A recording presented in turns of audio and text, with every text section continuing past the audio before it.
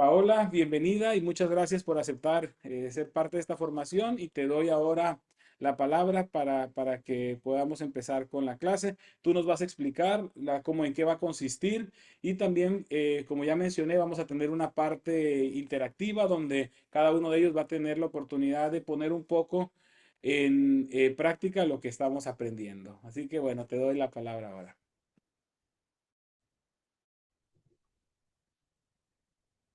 Sí, así es. Me da muchísimo gusto estar con ustedes. Gracias al pastor David por la invitación. Es un gusto poder compartir con amigos en la fe alrededor del mundo. Estoy, como bien dijo el pastor David, ahora en Filipinas. Aquí son las 4 de la tarde con 7 minutos del día domingo. O sea, vivimos un poquito en el futuro, más adelantaditos que allá. Así que sabemos las noticias con 4 horas de anticipación. Vamos a comenzar la clase de hoy, la cual la vamos a dividir en tres partes. La primera, que tiene que ver con conceptos generales acerca de la predicación, y la segunda, acerca de la importancia de la contextualización del mensaje. Así que, si me permiten, voy a compartir mi pantalla para que ustedes puedan ver. Así que, bienvenidos a cada uno de los participantes. Ahí puedo ver a Mayoni, Roger, Berta, no sé quién más está por allí. Veo así a Andrés, Sonia, Janet, Joaquín, o sea, muy bien. Muchas gracias por estar aquí, por su participación. Voy a compartir entonces esta presentación para que ustedes puedan verla. De un momento, espero que ustedes puedan ver allí. Ajá.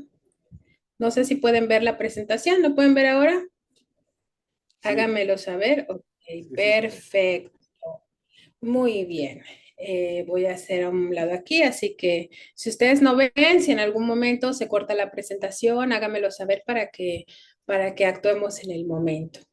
Entonces, nosotros sabemos que la parte de la homilética o la rama de la teología que se dedica al estudio de los sermones se llama homilética y se dedica a analizar la predicación. Entonces, hoy vamos a hablar de predicación contextualizada. Primero vamos a decir que los sermones pueden clasificarse en diferentes tipos de sermones. Cada uno, dice aquí, tiene su propio enfoque y su propio objetivo. Existen sermones expositivos que profundizan un pasaje bíblico y los persuasivos que buscan inspirar una respuesta. Pero cada estilo de sermón tiene un lugar diferente en la predicación cristiana. No es lo mismo un sermón que se usa para todos los sábados, un día a día, o que se puede usar para un día entre semana, que un sermón, por ejemplo, evangelístico, o uno que tú das dentro de una programación que ya tiene un título o un objetivo. Entonces, cada sermón se usa para diferentes tipos de cosas. Esto nos ayuda a comunicar de mejor manera el mensaje, porque si, por ejemplo, yo voy a predicar en una campaña de evangelismo y uso un sermón que a lo mejor es para una semana de oración o que está explicando una doctrina con demasiada profundidad que la gente aún no puede entender, pues entonces no es que el sermón sea malo, sino que está en el lugar incorrecto. A veces no hay sermones malos, sino solamente ubicados en un contexto equivocado. Entonces, lo que vamos a aprender hoy es cómo estructurar esos sermones y cómo intentar que lleguen a la persona en el momento indicado, en el lugar indicado. Eh, Voy a pasar aquí a la siguiente. Existen diferentes tipos de sermones. Vamos a ver que hay muchos más que estos, pero hay 4 tipos principales. Aquí tengo el primero, que es el expositivo exegético, el segundo es el temático, el tercero es el narrativo y por último el persuasivo evangelístico. El sermón expositivo exegético es un sermón que se enfoca en analizar el pasaje bíblico. En ese nosotros podemos ver que el predicador analiza todo el contexto del pasaje. Primero, dentro del propio capítulo, a veces dentro del propio versículo, luego dentro del propio capítulo y luego a veces en la enteridad del libro o incluso de un testamento completo. Es decir, se analiza todas las implicaciones que este pasaje tiene. Se analiza, por supuesto, el contexto cultural, el lingüístico, es decir, cuando vemos, por ejemplo, que el predicador dice, la palabra, por ejemplo, Sofía en griego significa sabiduría, en este pasaje la podemos ver que se aplica de esta manera. Y este es el tipo de sermón expositivo exegético. ¿Por qué es exegético? Porque el exégesis se dedica a buscar el significado real del pasaje. Es decir, es estricto a la palabra, lo que el pasaje quiso decir en ese contexto cultural, en ese momento histórico, en ese contexto lingüístico. Y luego dice, aplica sus enseñanzas a la vida contemporánea. Las personas cuando hacen sermones expositivos exegéticos se quedan solamente en la parte de explicar lo que significa el pasaje, pero se les olvida la parte más importante, que es aplicar esas enseñanzas a la vida contemporánea.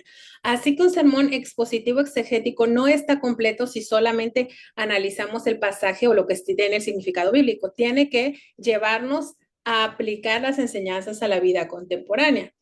Después existe el sermón temático. Por ejemplo, un sermón temático es si yo voy a hablar sobre la doctrina de la salvación, entonces yo busco todos los versículos relacionados en la palabra de Dios, relacionados con el tema de que específico.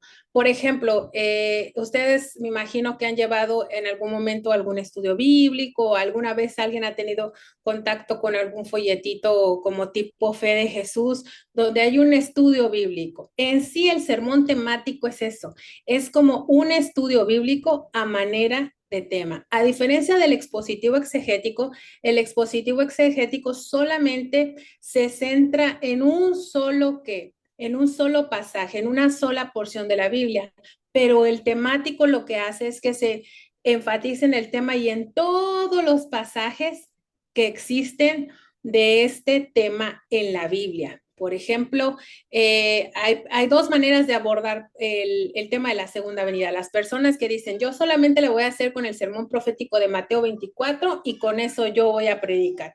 Eso podría ser un sermón expositivo exegético, pero no es todo lo que la Biblia dice acerca de la segunda venida, ¿verdad?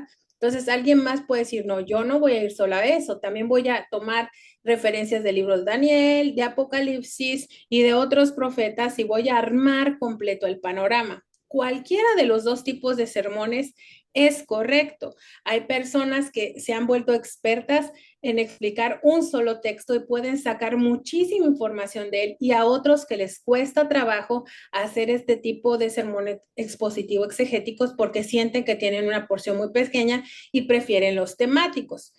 Particularmente creo que no es que uno sea mejor que otro, sino que sirven de manera diferente. El temático nos sirve más para hacer explicaciones doctrinales de una doctrina completa, de una creencia completa, mientras el expositivo exegético solamente nos sirve más para focalizar en el significado de un solo pasaje y no se puede a partir de él a lo mejor enseñar a profundidad una doctrina, sino solamente un solo pasaje, porque recuerden que no se puede enseñar doctrina solamente basado en un pasaje, necesitamos entender todo lo que dice la palabra en su contexto.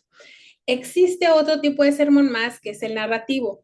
Eso siempre se centran en contar historias y relatos. Si yo, por ejemplo, tomo solamente un solo versículo de la Biblia, y lo explico, todo su significado sería expositivo exegético. Pero si yo tomo, por ejemplo, la vida de José, la vida de Daniel, una parte de la vida de la reina Esther, entonces yo estoy contando toda una parte de la historia, un relato o una porción de lo que pasó, por ejemplo, el cruce de el Mar Rojo, todos los personajes que hubo.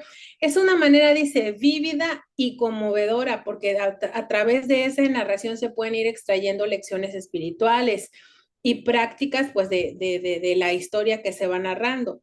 El objetivo, dice, es captar la atención de la congregación a través de la narración y hacer que la enseñanza bíblica sea más accesible y memorable. Este es un tipo de sermón que lo puede hacer muy bien una persona que tenga el arte de contar historias. Hay hermanos, hay hermanas que cuando te cuentan algo, cuando te cuentan una historia, te cuentan un relato o cualquier anécdota de su vida, lo hacen de manera muy entretenida, incluso se meten en el personaje que están realizando.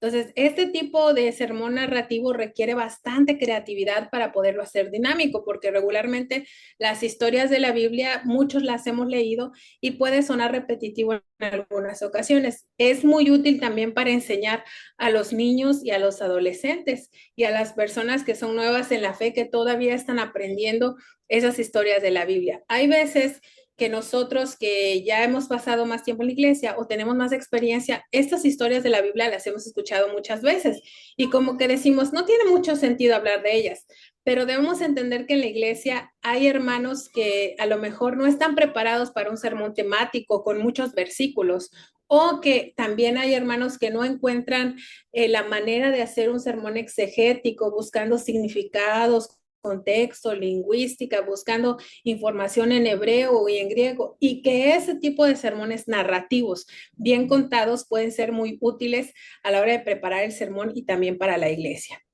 Después se sigue el tipo de sermón que es como una combinación de varios y donde se puede también ser un poco expositivo, un poco temático, narrativo, y es el persuasivo evangelístico.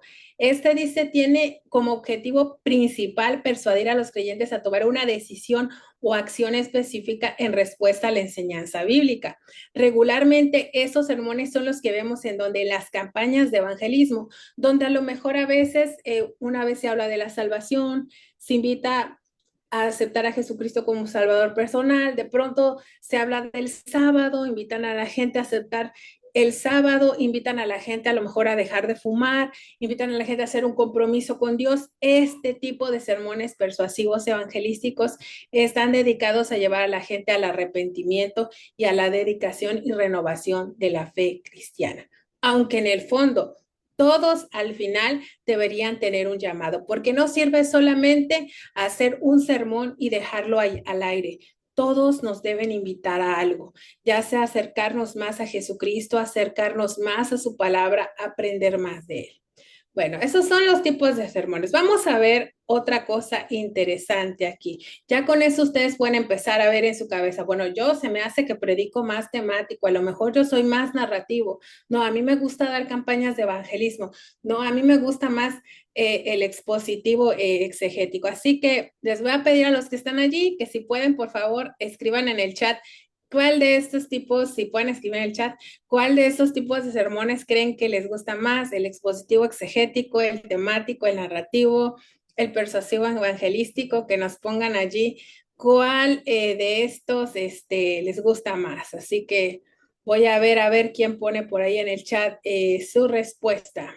¿Ok? Participen para que también sepamos cómo se están sintiendo, qué les está gustando o qué les gusta más de todo esto. ¿Ok? Entonces vamos a ver ahora las partes del sermón. Las partes del sermón, bueno, aquí tenemos el chat, permítame ver el chat, aquí nos dice algo, vamos a ver. Vamos a ver el chat, creo que sí lo puedo ver o no lo puedo ver, no sé si lo puedo ver. Ah, sí, sí, sí, sí. El expositivo exegético dice Roger Ortiz, ok. Muy bien, gracias Roger también por tu participación.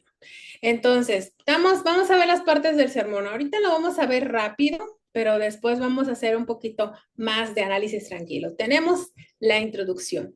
La introducción es muy importante porque es el momento en que se captura la atención del público y establecemos de qué se va a tratar nuestro tema principal. Hay veces que el inicio es la clave del éxito. No siempre, pero muchas veces sí lo es. Cuando logramos captar la atención de las personas, puede incluir una anécdota, una cita relevante, una pregunta retórica, cualquier elemento que ayude a involucrar a los oyentes.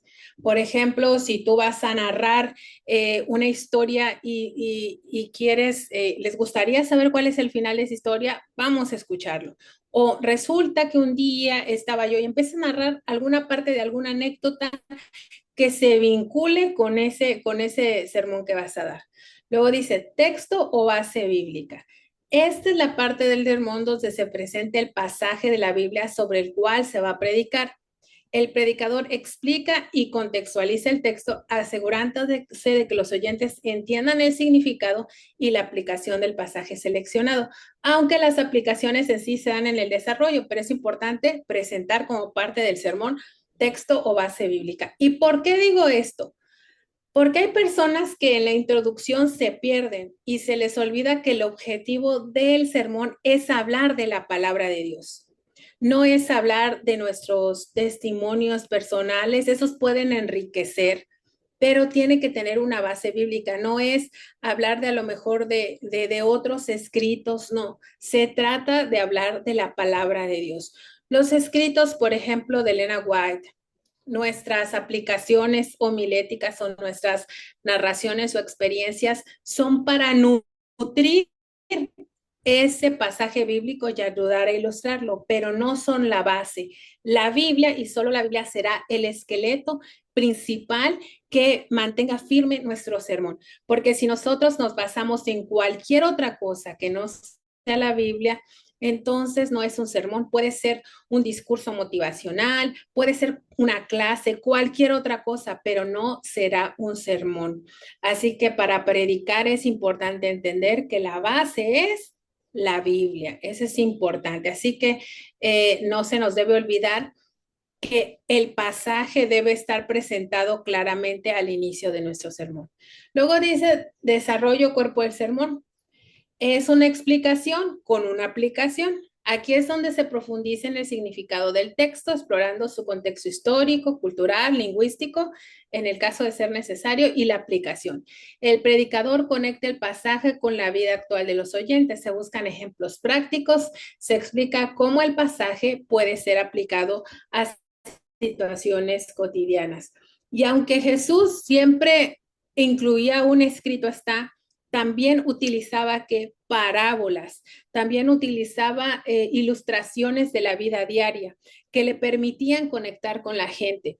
Entonces, de acuerdo al lugar en el que nosotros vamos a predicar, vamos a incluir, ¿verdad? Aplicaciones e ilustraciones que vayan acorde a ello. Y aquí tenemos, por ejemplo, puntos principales y divisiones. Dentro del cuerpo van a haber, obviamente, puntos principales y divisiones. Algunos sermones se estructuran en varios puntos principales, es decir, no son una narración, sino en los temáticos, por ejemplo, podemos decir 3 cosas que aprender acerca de la salvación o los pasos que debo dar para estar preparado para la segunda venida. Y entonces ahí es donde tenemos como pequeñas subdivisiones. En cada uno de los puntos aborda diferentes aspectos de la enseñanza.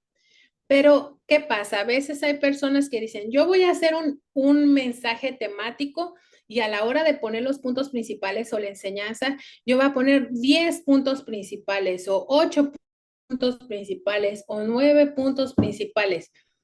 ¿Eso está bien o está mal? Bueno, eso es una espada de doble filo, porque aunque puede explicar mucho, se ha comprobado en muchas encuestas que las personas regularmente no recuerdan más de 3 puntos principales.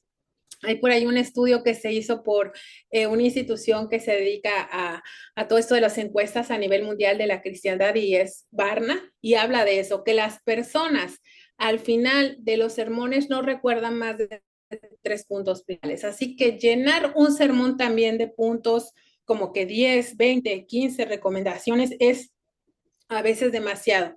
Yo aconsejaría que lo mejor sería incluir 3. Si queremos ir un poquito más allá, podríamos incluir 5, lo que se pueda contar con la mano y con eso va a ser suficiente.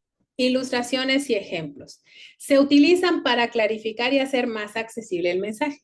A menudo se utilizan historias, metáforas o ejemplos de la vida real que refuercen el punto principal del sermón.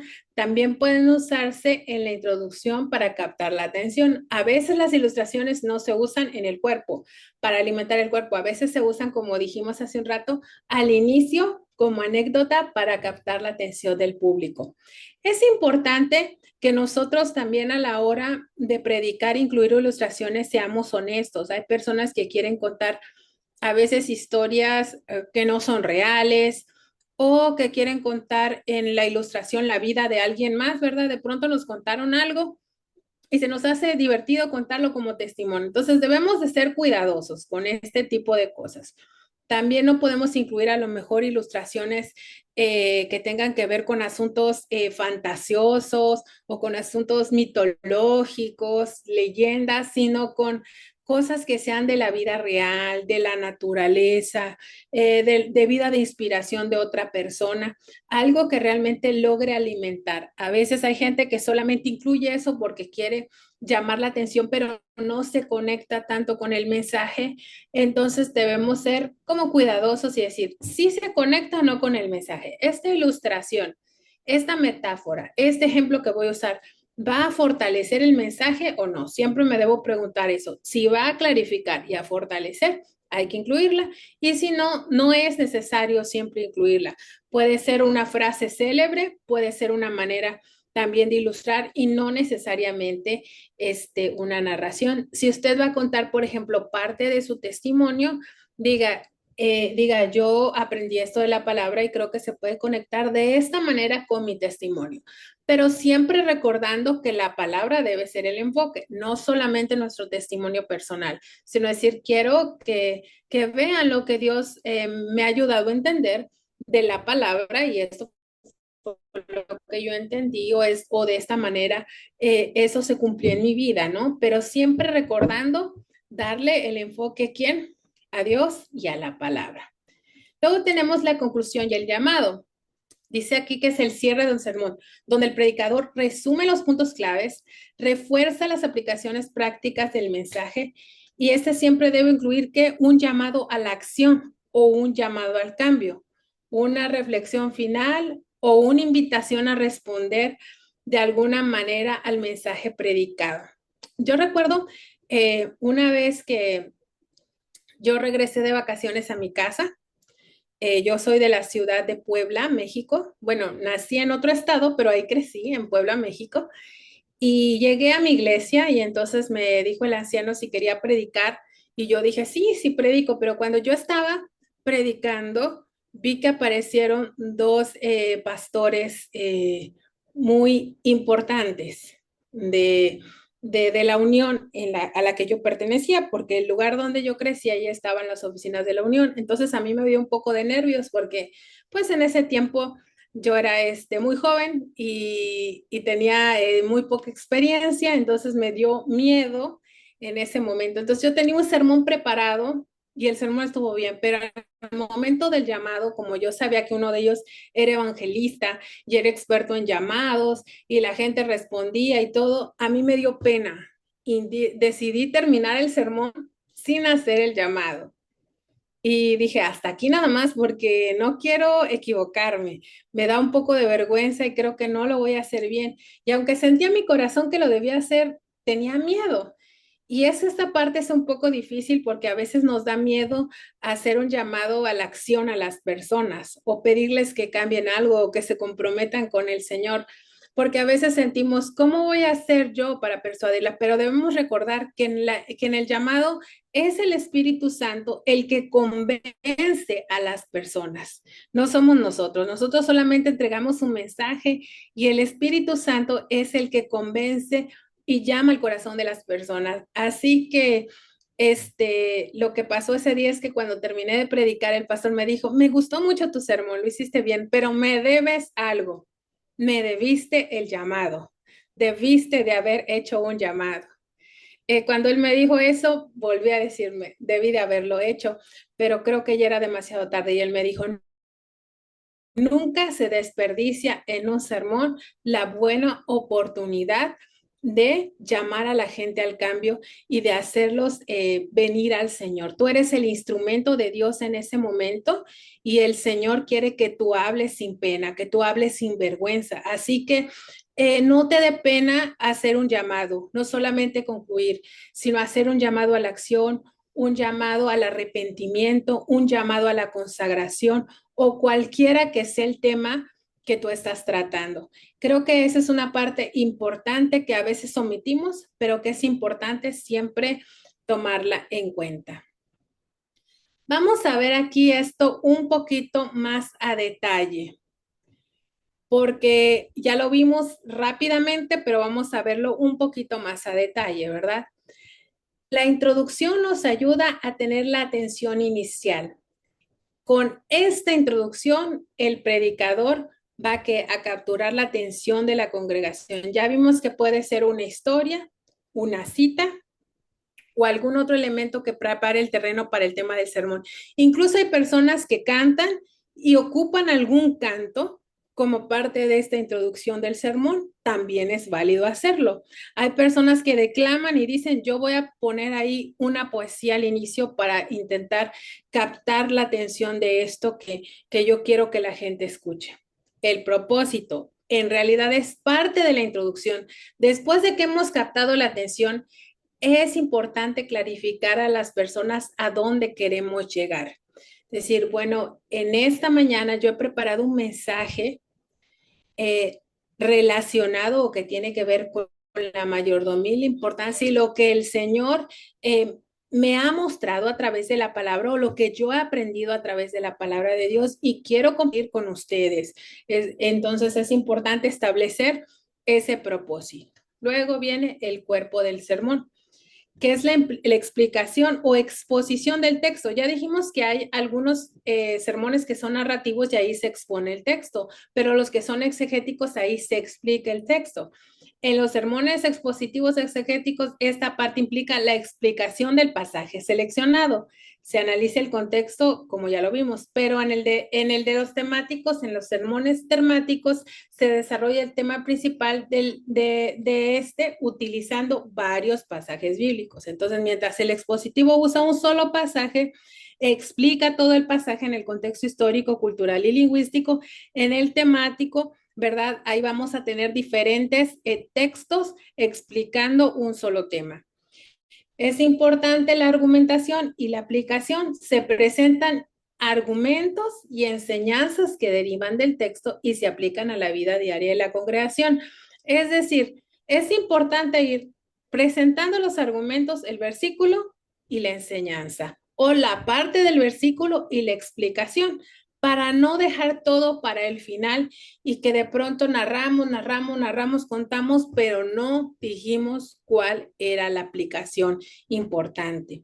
Esta parte puede incluir, como dijimos, ejemplos prácticos, principios éticos, exhortaciones y llamados a la acción espiritual. Entonces, quiero dejar esto un poquito más claro. Aquí hace un rato nosotros vimos en la primera diapositiva, perdón, voy a regresar para que ustedes puedan verlo, los tipos de sermones que había. Vimos que existían, creo que no quiere regresar, deme un momento. Un momentito más. Ajá, aquí vemos los tipos de sermones que hay: el expositivo exegético, el temático, el narrativo y el persuasivo evangelístico. ¿Cuál es la diferencia entre unos y otros? Quizás la introducción y el inicio donde explicas el propósito es el mismo, pero a la hora de presentar el cuerpo, esto es diferente. En el expositivo exegético te concentras en explicar el pasaje, mientras en el temático vas explicando varios pasajes. En el narrativo tú cuentas toda la historia mientras vas dando explicaciones espirituales. Y en el persuasivo evangelístico puedes usar cualquier de estos tres métodos anteriores, pero siempre con el propósito de llevar a la gente a un llamado a al arrepentimiento o a la renovación de la fe. Ahí tenemos una mano arriba, vamos a ver qué nos quiere preguntar. Sí, Adelante. hola, Manito arriba hola, tenemos Johnny. muy buenos días. Adelante. Sí, mira, yo tengo una pregunta en cuanto al sermón temático. Lo que pasa es que el temático es uno de los que a mí también me gusta mucho, pero al utilizar varios versículos de la Biblia o a veces de toda la Biblia, ¿cómo hacemos? Porque al hacer eso muchas veces podemos sacar los textos de contexto. Entonces, ¿qué podemos hacer para de pronto no caer en ese error? Gracias. Sí, bueno, eso es cierto, porque por ejemplo, muchas personas cuando van a hacer un sermón temático, ellos, por ejemplo, ahora se usan muchas herramientas digitales, usan incluso Google, ChatGPT, o usan de pronto logos, Bible Software, o se van a la parte de atrás y solamente con una concordancia buscan buscan los versículos que están ahí. Entonces, hay veces versículos que sí hablan del tema, pero como dice nuestra compañera, como que están medio forzados, no tienen nada que ver en sí con esa doctrina o hablan de eso, pero no están explicando eso. Entonces, por ejemplo, en los sermones temáticos, casi siempre se usa mucho la explicación de una doctrina. Entonces, nosotros, por ejemplo, como adventistas, tenemos una pequeña ventaja, que tenemos, por ejemplo, libros que hablan acerca de doctrinas. Y en esos libros de doctrinas regularmente hay una serie de pasajes que nosotros podemos tomar de ahí o utilizar parte de ellos. Ahora, ¿cómo saber si el texto está en el contexto? Bueno, el sermón temático parece más simple porque uno dice, yo abordo el tema y pongo muchos textos, pero antes de introducir estos textos, tú debes hacer un estudio individual de cada pasaje. ¿Cómo se alcanza a entender el contexto de un pasaje? Siempre se va de menos a más. Primero yo voy a leer el versículo y después del versículo voy a leer qué dice el vecino de arriba y el vecino de abajo, es decir, el versículo anterior y el versículo posterior. Si no me ha quedado clarificado ahí, yo voy a ir más arriba y voy a ver lo que dice la perícopa. ¿Qué es la perícopa? El conjunto de versículos dentro del capítulo que habla del mismo tema. Por ejemplo, hemos visto en algunos, está ahí el pasaje y dice la luz del mundo. Ah, esto habla acerca de la luz o de la salvación. Entonces, voy a ver si está relacionado con el tema de la doctrina. Entonces, está allí. Después de que yo ya vi esta perícopa, entonces, si no me ha quedado claro, tengo que ver el capítulo completo y después incluso la enteridad del libro antes de incluir ahora. Es importante entender que no se puede enseñar una doctrina o un tema con un solo versículo aislado. Si tú ves que solamente este versículo adopta esto, significa que tienes que explorar un poquito más, porque recuerden que en la Biblia hay una regla en la hermenéutica que se dice que la Biblia es su propio intérprete. Así que dentro de la misma Biblia vamos a encontrar las explicaciones. La mejor manera es siempre dentro del mismo versículo, dentro de los versículos siguientes, anteriores o posteriores, dentro del capítulo, después del libro, luego del propio testamento y luego en la enteridad de la Biblia. O sea, se busca así, pero hay personas que buscan en la enteridad de la Biblia sin antes haber buscado de esta manera. Entonces ahí es donde nos perdemos. Siempre tenemos que ir de lo más pequeño a lo más general. Ahora, es importante, a lo mejor nosotros no sabemos idiomas bíblicos, no lo sabemos, pero hoy en día hay muchas herramientas que nos pueden ayudar. Por ejemplo, hay una herramienta que se llama Bible Hub, que es o Biblia paralela en español. Tú pones el pasaje y es completamente gratis y ahí tú le puedes poner interlineal y te puedes ir también a los comentarios bíblicos. Ahí es donde es importante los comentarios. Hay tipos de comentarios. Hay comentarios que son exegéticos, que tienen que ver con solamente entender la lingüística del pasaje y lo que tiene que ver con el idioma. Pero también hay algunos devocionales donde nos habla sobre cómo aplicar ese pasaje a la vida diaria. Entonces tú puedes leer varios comentarios y ahí también es donde entra la lectura de los libros de Elena White, que sabemos que es una luz menor y que nos puede también a nosotros ayudar a tener un marco de referencia y otros autores adventistas también.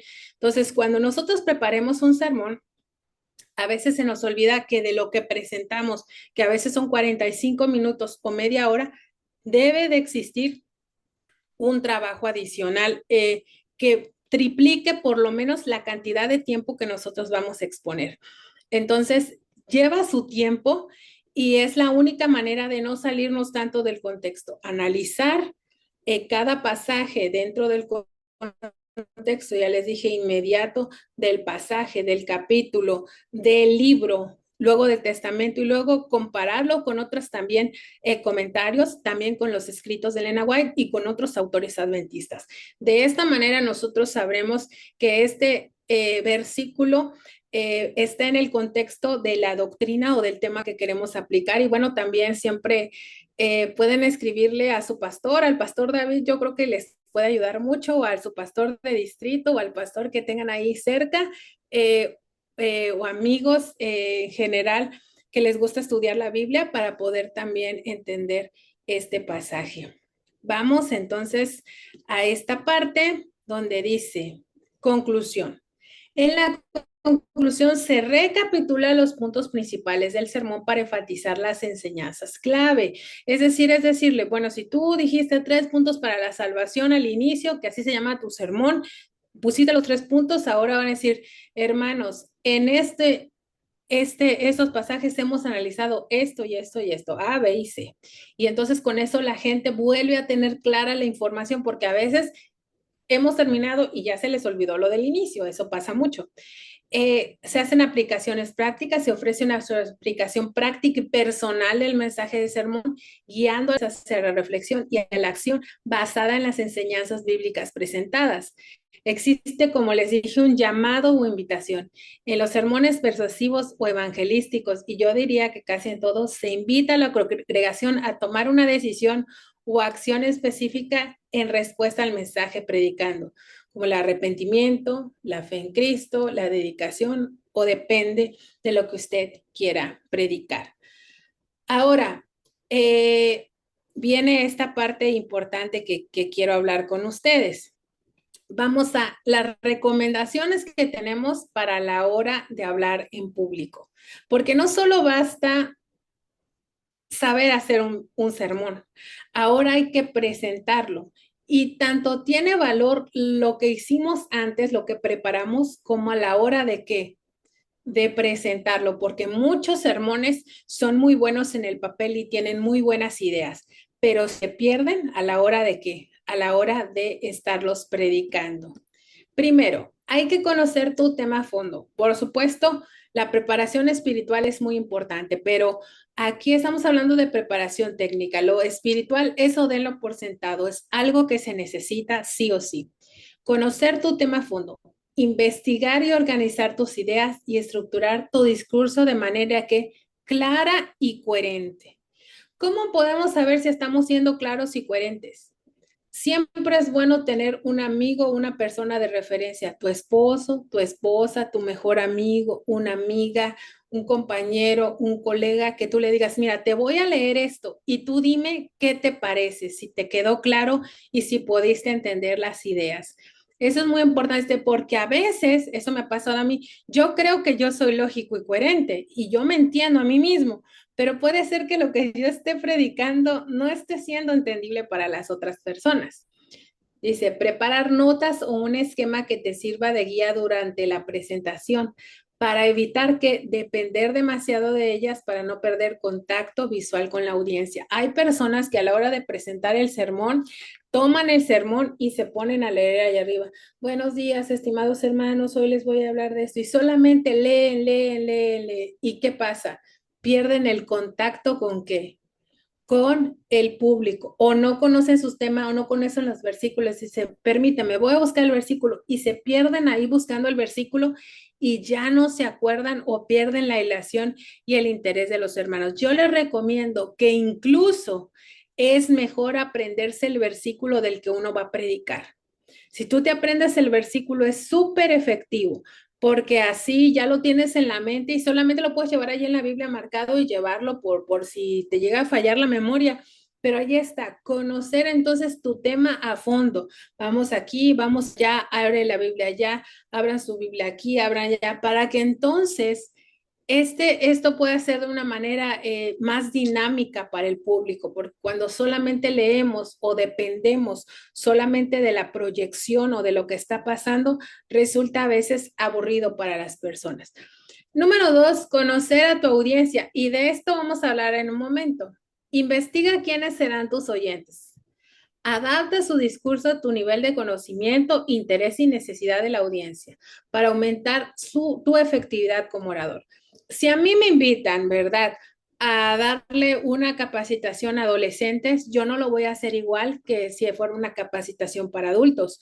Yo no voy a hablar igual si me invitan a dar el rincón infantil, que es un tipo, digamos, de sermón para niños, que si lo hiciera en el culto divino. No va a ser lo mismo si yo voy a hablar en un congreso de ministerio de la mujer que estar en una campaña de evangelismo. Yo debo saber de qué lugares son las personas a las que estoy hablando, más o menos conocer un poquito el contexto de esa audiencia para poder entender cuál es su conocimiento, cuál es su interés. Si yo, por ejemplo, voy a un lugar donde hay gente que se dedica a la agricultura, pues puedo utilizar ilustraciones que tienen que ver con eso, pero si yo voy a un lugar donde hay muchos médicos o donde hay muchos maestros, tengo que usar ilustraciones que puedan ir acorde a ellos. Entonces, eso es importante. Para mejorar tu efectividad como orador, es necesario que entiendas a los oyentes, su conocimiento, sus intereses, sus necesidades. Considera el contexto y el ambiente en el que hablarás para ajustar tu tono y estilo de comunicación. Por ejemplo, incluso saber en qué cultura tú estás. Porque, por ejemplo, los latinos, aquí estamos con puros latinos, ¿verdad? Somos diferentes que a lo mejor las personas que son de origen americano o son puramente europeos, nos comunicamos diferente, somos diferentes. Los mexicanos somos un poquito diferentes a lo mejor a las personas del Caribe o a las personas de Colombia o a las personas de Perú o de Ecuador. Yo sé que aquí hay varios países de ellos representados. Entonces es importante entender que debemos ajustar nuestro tono y estilo de comunicación de acuerdo a eso. Por ejemplo, como bien dijo el pastor David, yo estuve trabajando, sigo enseñando todavía en remoto para República Dominicana y los hermanos dominicanos, ellos son muy entusiastas y meten bastante y hablan fuerte. Y cuando hablan, hablan fuerte, así en tono muy arriba, que para los mexicanos a lo mejor es demasiado y me cuesta trabajo porque digo, cómo voy a predicarle a estos hermanos para animarlos si a ellos les gusta que la predicación sea demasiado dinámica? Pero pues en mi país, dependiendo también la zona de donde estés, la gente disfruta un poquito también lo más conservador o de pronto lo más reflexivo. Entonces, siempre debemos intentar adaptarnos. No siempre va a ser fácil porque no eres como predicador monedita de oro y le vas a caer bien a todo mundo, pero intentar adaptarlo en la medida de que sea posible para que pueda ser agradable para todas las personas. Luego, la práctica. Practica tu discurso varias veces antes del evento. A lo mejor no tenemos tiempo de practicarlo todo, pero sí por lo menos decir, mira, con estas palabras me voy a introducir. Esto te ayudará a familiarizarte con el contenido, mejorar tu fluidez y ajustar, dice, la duración de tu presentación. A veces yo digo, no, con estas diapositivas yo tengo más que suficiente. Yo creo que con eso cubro el tiempo y a veces nos excedemos o nos falta el tiempo. Así, por ejemplo, ahorita yo estoy hablando con ustedes y aunque ustedes no crean, yo tengo al lado mi teléfono celular y estoy viendo cuántos minutos yo llevo más o menos al aire y saber más o menos como cuánto voy a cortar de acuerdo al tiempo que me dieron. A veces hay personas que dicen, no, yo hasta que termine mi sermón, pero a veces su sermón que él preparó es para 1 hora o 2 horas y en un culto divino a veces nada más tienes 30, 25, muy, en algunos casos 40 minutos, pero no más de eso. Y tú preparaste un sermón que era largo, que era bonito, que era interesante. Entonces es bueno practicar más o menos en cuánto tiempo lo dices para poder ajustar. Ahora, la atención de las personas no es mucha. Por ejemplo, algunos de ustedes ahorita porque están en su casa, pues se pueden mover un poquito, pueden dejar prendido, irse al baño, regresar, pueden moverse de aquí para allá.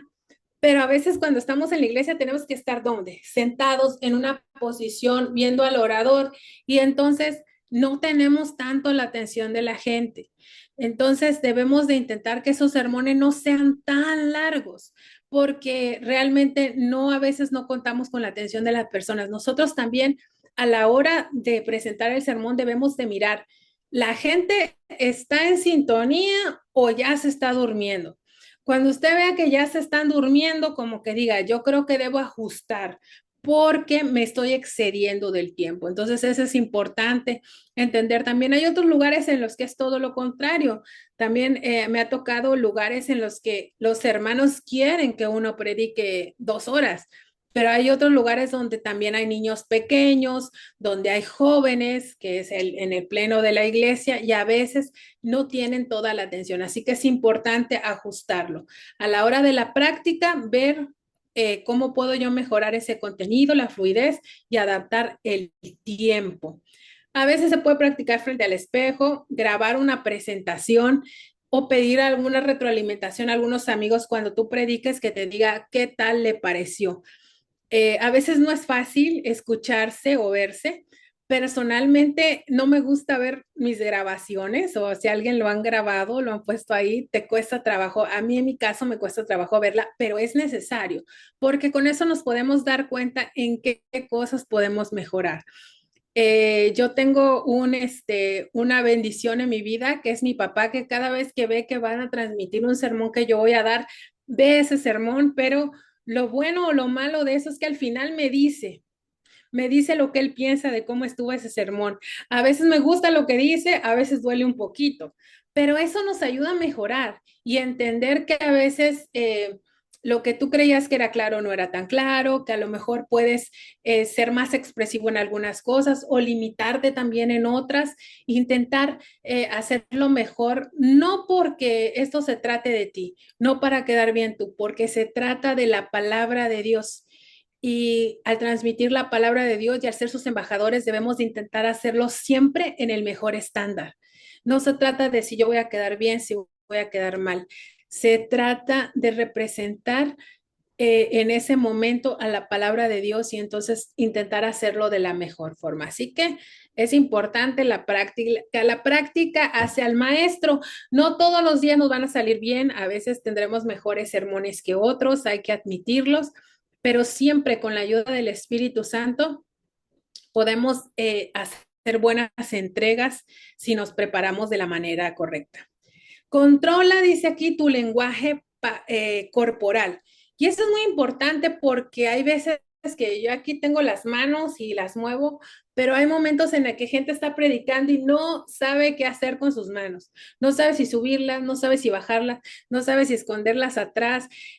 Como que uno se pone nerviosito, ¿verdad? Y no sabe si agarrarla para un solo lado, ¿qué hace? Entonces es importante tener una postura erguida, no se refiere bueno, así altanera, sino más bien estar derecho en la medida de lo posible, algo que nos proyecte confianza, evitar cruzar los brazos y adoptar posturas, dice que denoten nerviosismo, a veces estamos arriba moviendo el pie, moviendo la mano, rascándonos porque estamos nerviosos. Usar gestos naturales y expresivos para enfatizar puntos importantes y mantener el interés de la audiencia. Es decir, no tampoco tan exagerado porque hay gente que se mueve para aquí, para allá y como que hasta lo pone nervioso a uno, ¿no? Como que la cabeza le va a uno también así. Entonces, gestos naturales, dice, y expresivos para enfatizar los puntos importantes. Dice aquí, utilice el contacto visual en diferentes partes de la audiencia. Hay algunos predicadores que solo se quedan viendo para enfrente, como que están mirando al horizonte, o como que están mirando el techo del templo, o como que nada más están mirando abajo, la Biblia. Es importante establecer contacto visual a veces con el hermano que está enfrente, a veces con el que está de este lado, a veces el de allá, para que entonces creen conexión y se muestre que confianza. Variar, dice aquí, el tono, la velocidad y el volumen de la voz para mantener el interés y transmitir emociones adecuadas según el contenido de tu discurso. Hay algunos predicadores que hablan a gritos desde el primero, hermanos, estamos aquí, parece que nos están regañando. Y entonces a veces eso cansa. Y hay algunos que hablan muy despacito, apenas si se oye, parece que no desayunaron, muy lento. Entonces, hay que mantener el tono, la velocidad y el volumen para mantener el interés y transmitir las emociones adecuadas. No, hay algo que una vez me dijo un pastor que se me quedó muy grabado. No hay que contar verdades eternas como si fueran mentiras. Si tú sabes que es la palabra de Dios y la palabra de Dios es verdad y es eficaz y tiene el poder para cambiar a las personas, tienes que decirlo con seguridad. Dilo con seguridad. No seas tímido al hablar. Transmite la emoción adecuada que estás hablando de la verdad, de la palabra de Dios. Así que cuando tú lo haces con esa seguridad, muchas veces eres mucho más asertivo porque la gente entiende que el mensaje que estás transmitiendo es un mensaje urgente, es un mensaje serio, es un mensaje de verdad. Maneja los nervios. Respira profundamente y realiza ejercicios de relajación, como que te estiras arriba y abajo para reducir el estrés, la ansiedad. Camina un poquito, respira, inhala, exhala para hacerlo bien. Bueno, yo no sé ustedes, pero siempre antes de predicar da un poquitito de nervios. Yo creo que a ningún predicador ni al más importante se le quitan completamente los nervios, sobre todo cuando tienes una iglesia llena o por ejemplo, cuando vas a predicar en otro idioma que no es el tuyo, bueno, los nervios están al 1000%. En mi caso, yo a veces se me ponen frías las manos, empiezo a sudar bastante, no sé, me da así como un poquito de mareo porque eso me ha pasado. Hace como un par de años llegó una iglesia muy grande, una de las más grandes del país en el que estaba, creo que de hecho la más grande. eh, con capacidad para 2.500 personas. Esa iglesia estaba llena y había muchísima gente y entonces me estaban esperando para predicar y entonces el que empezó a presentarme le puso mucho entusiasmo. Entonces yo decía, a mí me están presentando, oh, soy yo la que tengo que predicar, como que tenía nervios. Y es normal sentir esos nervios, pero necesitamos tranquilizarnos y entender que lo que vamos a hacer no se trata de nosotros, que es el Señor el que nos va a utilizar y pedirle a Él que ponga sus palabras en nuestra boca y que el mensaje que vamos a transmitir sea transmitido bien, no por Él, no por mí, por Él, por su palabra, para que el mundo entienda su palabra. Y bueno, hay que realizar ese ejercicio y también orar para pedirle al Señor que aleje esos nervios de nosotros y podamos continuar y podamos manejar el público al que nos vamos a presentar. Visualiza el éxito y enfócate en el mensaje que deseas transmitir en lugar de preocuparte. ¿Por qué? Por tu propia actuación. Cuando nosotros ponemos a Dios en primer lugar y nos enfocamos en el mensaje, más que en nosotros mismos, nuestra propia actuación de cómo me veo, cómo me ven los demás, si estoy bien vestido, si sí o si no, si me van a criticar, tenemos más éxito porque entonces somos utilizados como instrumentos del Señor sin preocuparnos por nosotros, sino preocupándonos por el éxito y enfocándonos en el mensaje que vamos a transmitir. Escucha, dice activamente. Muestra interés genuino en tu audiencia. Responde a sus reacciones y preguntas durante su presentación si es posible. Esto se aplica cuando es un seminario, cuando tú abres la puerta a que la gente pregunte, pero regularmente en muchos sermones nosotros solamente predicamos y la gente escucha. ¿Cómo vas a mantener el interés genuino en tu audiencia? Pues volteándolos a ver, como dije hace un rato, mirando sus reacciones. A veces les pedirás que alcen la mano, a veces a la hora del llamado es alzar la mano, ponerse de pie, ir al altar. Esa es una manera de tener esa interacción genuina con la audiencia. Incorpora pausas estratégicas para permitir que la audiencia procese la información y para tomar un respiro. ¿Qué quiere decir eso? Que dentro de nuestra manera de hablar vamos a ir tomando pausas. No vamos a agarrarlo todo de corrido, por eso es importante dividirlos en puntos, intentar tomar pausas. Claro, las pausas no van a ser de un minuto, pero sí de unos cuantos segundos entre una y otra para que las personas puedan ir entendiendo este mensaje. Maneja los imprevistos. Prepárate para posibles contratiempos. Por ejemplo, que no me sirvió el micrófono, que la presentación que hice para que los hermanos vieran no me sirvió, que se me rompieron los lentes, que me duele el estómago, que estoy allí y hay un niñito llorando, que a lo mejor yo iba a cantar al inicio y no sirvió la pista, que se fue la luz en la iglesia, que comenzó a llover. Yo solo le estoy diciendo las que a mí me han pasado, pero eso y otras más pueden pasar. Yo recuerdo que un día estaba yo muy emocionada, iba al inicio de una campaña y andaba yo muy bien vestidita con un saco y un vestido negro. Cargué un bebé que me dieron antes de pasar la plataforma y el bebé me vomitó la ropa, así, está, usted sabe, ¿no? Vómito blanco, leche de bebé, así todo.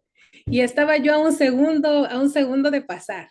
Entonces, este tipo de cosas o accidentes pasan, se me ha roto un zapato, ha pasado que en ese momento ocurrió un sismo, también me ocurrió, son cosas que pueden pasar, pero mantenga siempre que la calma y adapte su respuesta según sea necesario y también mantenga que la tolerancia, no se enoje. Porque a veces nos enojamos hasta con el del sonido, pero ¿qué está pasando, hermano? Yo le di mi presentación. No, no, no, tranquilo, no deje que nada ni nadie lo aparte de su objetivo, porque los imprevistos siempre pasan y siempre ocurren. Dice aquí al final, número 3, evalúa y qué, mejora. Después de la presentación, reflexiona sobre lo que salió bien y sobre las áreas que podías mejorar. Hay veces que yo ya tenía todo listo, pero veo que me comió el tiempo, es decir, que fue muy rápido el tiempo y no alcancé a exponer todo. Entonces, debo mejorar y no ampliarme en algunos puntos e intentar hacerlo un poco más concreto. Solicitar retroalimentación constructiva de colegas o asistentes para identificar oportunidades de crecimiento. Y una de las personas que les puede ayudar mucho es su cónyuge, ¿verdad? Su esposo, su esposa, o algún amigo dentro de la iglesia, si ustedes son solos, algún amigo o anciano dentro de la iglesia. Ese cónyuge a veces puede ser un buen crítico porque nos ve todo el tiempo y nos puede decir en qué cosas estamos fallando y en qué cosas estamos mejorando. Eso sí, no se enoje cuando le den la crítica. No lo tome personal, tómelo como una oportunidad para aprender. Así que usted mismo también se puede dar su autoevaluación, porque hay que ser sincero con uno mismo. Me faltó mejorar un poquito, o esta vez sí sentí que estuvo bien, bien entregado el sermón. Muy bien. Hasta ahora hemos ya transcurrido casi una hora de que empezamos el programa. No sé si estará bien o mal, no sé qué nos diga el pastor David, darle solamente unos 3 minutitos para que se puedan parar, estirar, si alguien quiere ir al baño un momentito para que continuemos con esta parte, porque yo sé que algunos a lo mejor quieren tomar agua, hacer algo. Entonces, no sé si podemos dar Sí, me esos parece 3 minutos. bien, me parece bien. Entonces damos 3 minutos y regresamos, son las 4, 5, 6, a 8, a las 7, perdón. 11:07 regresamos en 3 minutos. Ok, gracias.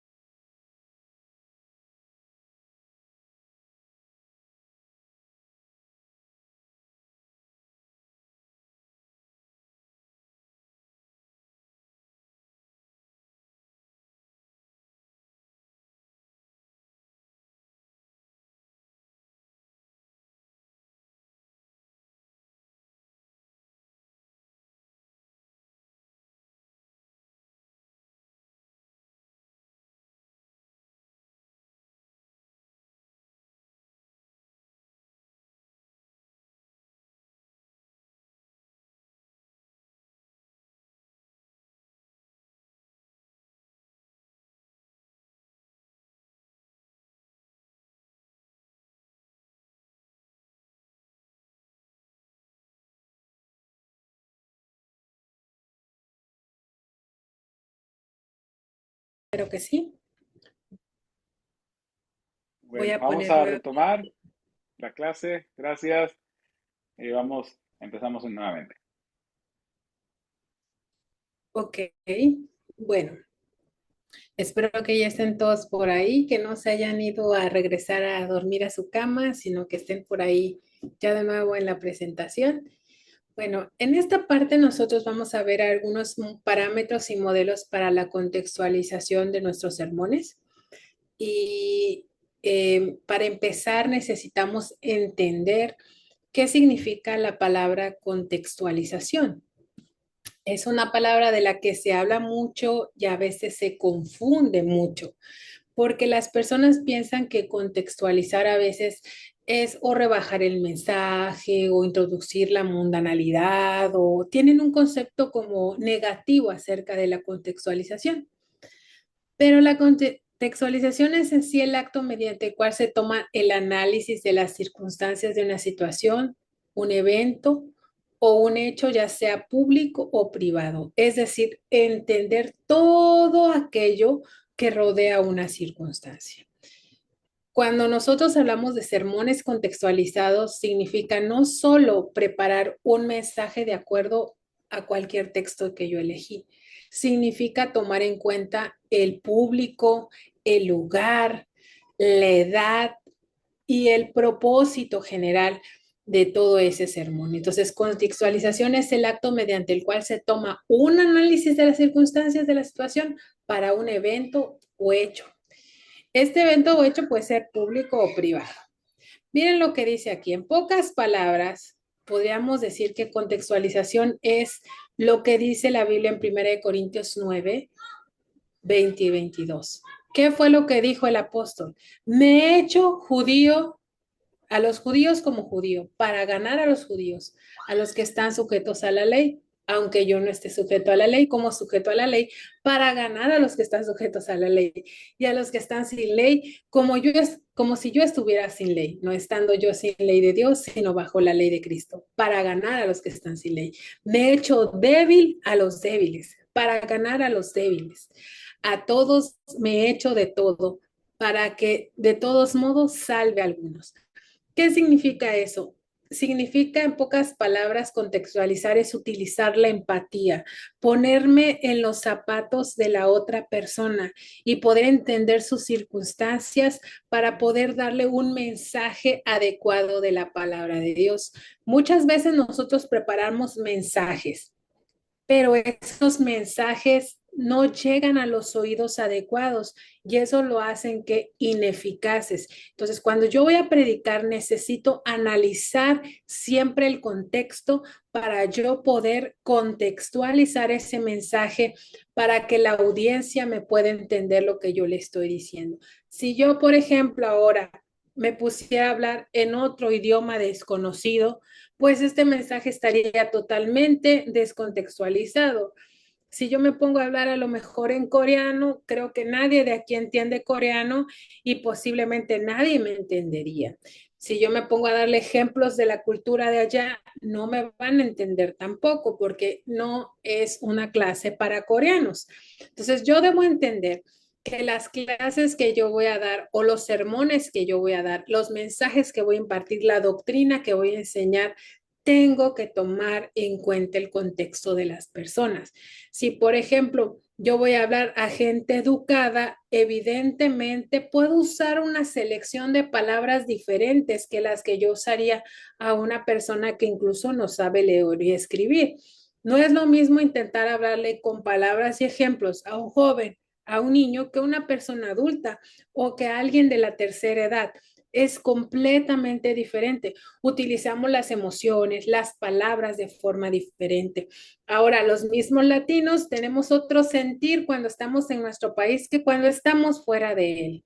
Nuestro sentido a lo mejor es diferente, nos sentimos diferentes, vivimos en circunstancias diferentes, incluso a veces mejores en algún sentido y más vulnerables en otros. Entonces, estos mensajes que yo voy a impartir deben de responder a las necesidades del público, a las necesidades de las personas. Debemos entender que si yo, por ejemplo, voy a hablar a los encarcelados, encarcelados, debo adaptar un mensaje para ellos. A mí me ha tocado predicar en la cárcel en México, en la cárcel aquí en Filipinas y también he ido a visitar a la cárcel en Estados Unidos. Son contextos completamente diferentes. Los encarcelados de México, de la cárcel a la que yo fui, no era de máxima seguridad, vivían todos allá adentro suelto de la población y tenían una pequeña iglesia incluso allá adentro. Entonces yo llegaba a cruzar toda la población y ahí estaba, predicaba dentro en la cárcel. Los de aquí, los de Filipinas, están como en una jaula, todos metidos. Son 70 personas en una jaula, casi sin ropa, solo con un short y una playera, sin zapatos, ahí tirados. Simplemente ahí están, pero todos están cantando y la mayoría conocen bastante del Evangelio. En Estados Unidos era como una plática más personal con algunos reos que necesitaban ayuda espiritual. Entonces, cada uno de los lugares es diferente y el sentir de ellos es totalmente diferente. Entonces, hay que adaptar las palabras. Un compañero un día lo llevé conmigo a que fuera conmigo a la cárcel a Filipinas y él estaba hablándole a un grupo que están ahí por tráfico de drogas, ¿no? Y pues la mayoría son culpables. Y dijo uno, oren por libertad. Y él dijo, sí, yo voy a orar para que todos sean liberados. Y yo les dije, yo no voy a orar para que todos sean liberados. Voy a orar para que obtengan la libertad en Cristo. Y que y que realmente ustedes cuando salgan de aquí puedan salir renovados. Así que la libertad sea en el momento que Dios lo quiera, no como para que se abran las puertas y todos salgan corriendo. Entonces son contextos diferentes, incluso uno hasta se pone a pensar, ¿qué le puedo decir a estas personas que están allí, no? En situaciones así. También me ha tocado estar en anexos de Alcohólicos Anónimos, donde el contexto es totalmente diferente. Me ha tocado predicar a solo mujeres, madres solteras. Entonces, cada uno de esos públicos y esos escenarios necesita adaptar el mensaje. Seguramente algunas veces lo hice bien y algunas veces lo hice mal, pero el punto es ir aprendiendo poco a poco cómo adaptar, ¿verdad? Estos mensajes. Miren, les puse aquí un ejemplo que me llama mucho la atención.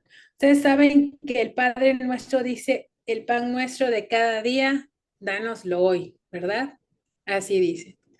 Porque en aquella parte del mundo se come pan. También, ¿verdad? Pues en mucha parte de Europa y Latinoamérica se come pan. Pero en Asia, ¿qué es lo que más se come? El arroz, ¿verdad? Entonces, el devocional de este día dice, el que yo conseguí aquí dice unlimited rice, arroz ilimitado, porque en muchos restaurantes asiáticos existe ese, para ellos ese es el alimento diario, tener arroz ilimitado, no tener el diario pan, sino tener el arroz ilimitado. Entonces me llamó mucho la atención porque dije, es el mismo mensaje en esencia, pero se usaron palabras diferentes. La esencia es decir que recibamos diaria la provisión de Dios, ¿verdad?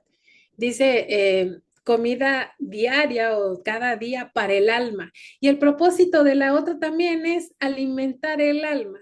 Pero como uno está escrito para asiáticos y otro está escrito para americanos, uno dice, él habla del pan y el otro habla de qué? Del arroz. Entonces, pero la esencia del mensaje, se dan cuenta, es el mismo. A lo mejor si fuera para los mexicanos sería nuestra tortilla diaria, no sé, sería una cosa diferente. No sé en tu país qué se come más, si el arroz, si el pan, si las papas, pero de acuerdo, ¿verdad? Al lugar donde estamos. El punto es que este mensaje habla de la provisión diaria de Dios. Y así como estos libros están contextualizados a las necesidades de la gente, nosotros debemos intentar contextualizar nuestro mensaje de manera que sea efectivo, transmitir la esencia, el significado del mensaje. Hay un teólogo muy importante que se llama John Stott, que bueno, John Stott escribió de todo, fue un gran teólogo y escribió entre tantas cosas de las que él hizo bastante acerca de la teología de la misión. Y una de las cosas que él dijo es que los predicadores y misioneros tienen la responsabilidad de aprender a distinguir el mensaje de la Biblia del mensaje cultural. Es decir, a veces creemos, es que esta es solo la verdad de la Biblia porque así me lo enseñaron. Pero bueno, hay que ver si eso fue lo que dijo la Biblia o solamente es nuestra manera que nosotros hemos utilizado nuestros lentes culturales para ver solamente con esos ojos. Entonces, para la hora de contextualizar debemos decir, Señor, quítame los lentes de solamente mi cultura y permítame ver más allá cómo yo puedo llegar a otras personas. ¿Cómo puedo hablarles a mujeres y a hombres que piensan, viven y sienten diferente que yo? Por ejemplo, el simple hecho, yo les decía, una vez me tocó una audiencia de madres solteras. Yo ni siquiera soy madre. Y decía, ¿cómo voy a hacer para yo hablarle a esas mujeres? Entonces, yo me puse a pensar que para ellas debe ser difícil estar solas y les hablaba de la importancia de no sentirse solas en el camino y que Dios puede ser un padre para ellas y un padre para sus hijos. En esa circunstancia difícil, Dios puede proveer llenar ese vacío espiritual que ellos sienten. Entonces, siempre que vayamos a predicar, dile, Señor, ayúdame a quitarme los lentes de mi contexto y de mi cultura. Ya ayúdame a mirar cómo yo puedo mirar cómo miran las otras personas, cómo sienten ellos, y a ponerme en su lugar y a ponerme en sus zapatos y a hacerme, a hacerme entender las necesidades que ellos tengan. Y saben que ustedes que el mayor ejemplo de contextualización lo los dio Cristo Jesús.